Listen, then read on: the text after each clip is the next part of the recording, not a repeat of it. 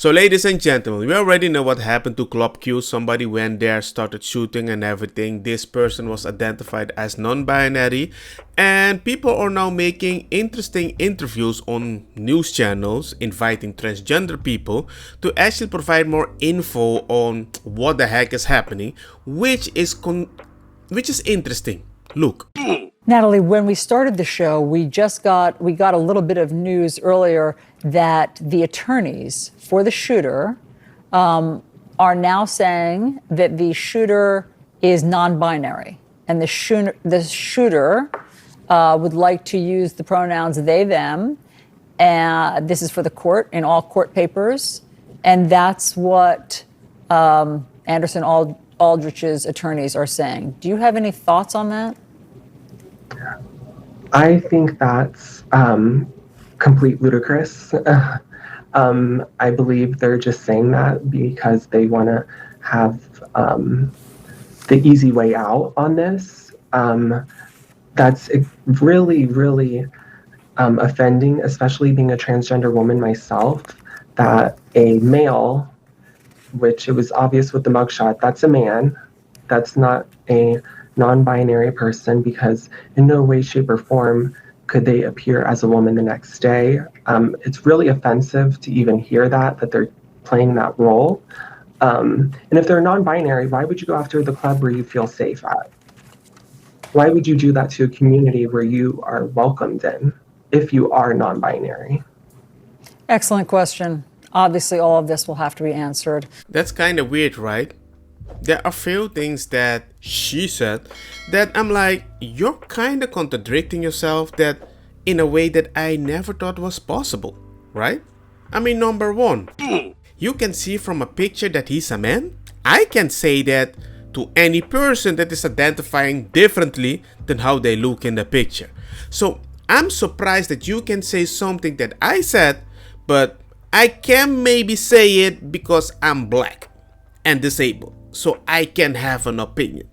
You find it weird that somebody can identify as anything other than cis to find the easy way out, or maybe even identify as a transgender woman so they can go to a woman's prison. Yes, I consider it offensive too, but that's happening right now, because the moment you say that, even the cops are trying to treat you like you're a little baby. I don't want to hurt your feelings because you might do something that will justify them losing a job. It's kinda weird that somebody that you think is playing by your own rules, you say, yeah, you're taking advantage of the system. It works both ways.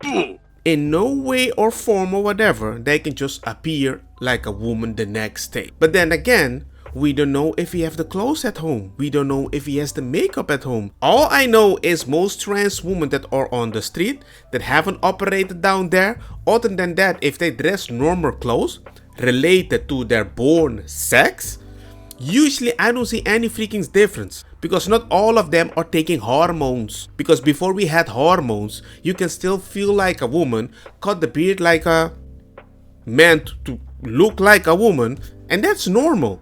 So the idea that you're like, he looks too dusty to be a woman, I can't even say that to a trans woman, and there's a lot of dusty trans women out there. I don't want to go in the offensive route right now.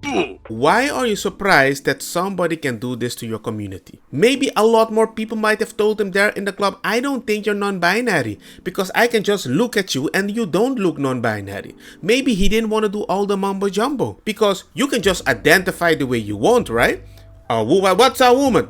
If he says he's a woman, he's a woman. Now he's saying the same thing. Do you see? You kind of contradict yourself. Because even if he faked it, but it could have been he was not faking it. And if he was not faking it and you have this energy, people get angry.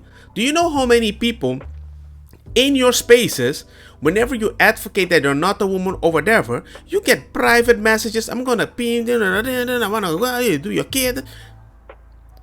One day they will manifest that in real life. This is a dangerous thing.